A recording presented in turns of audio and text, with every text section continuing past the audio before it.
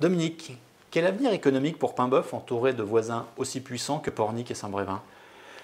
Quand on regarde le développement des communes que sont Saint-Père, Saint-Viaud et Corsé, ces grosses communes, Saint-Brévin et Pornic, ce sont des moteurs de développement. Nous devons collaborer de façon constructive avec ces grosses communes.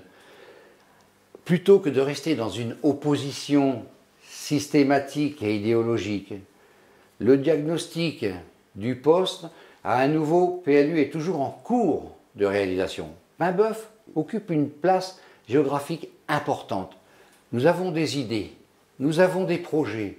Nous devons faire un bilan économique de la situation réelle de la commune et de là définir ce que pourront être les priorités à l'avenir. Ramener au centre du débat toujours les 4 piliers qui sont le commerce, l'associatif et l'urbanisme, le culturel, tout ce qui a un rapport direct avec la vie au quotidien du Paimbotin, pour que les citoyens retrouvent l'envie de vivre leur commune et de la reconquérir. Dominique, pour vous, quel serait le conseil municipal idéal?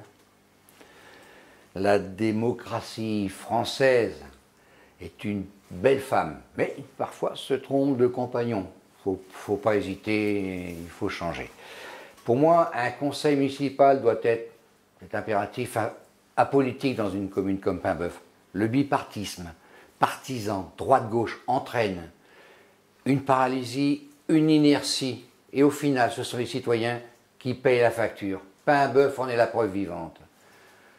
Ce conseil doit réunir des gens de compétence, en dehors de toute ambition personnelle et politique. Un élu, un maire se servant de son mandat comme d'un levier pour une carrière politique au sein d'un parti est pour moi le signe d'une démocratie décadente et malade.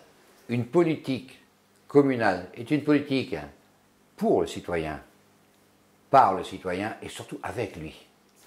C'est l'origine même de la démocratie et l'essence de la République.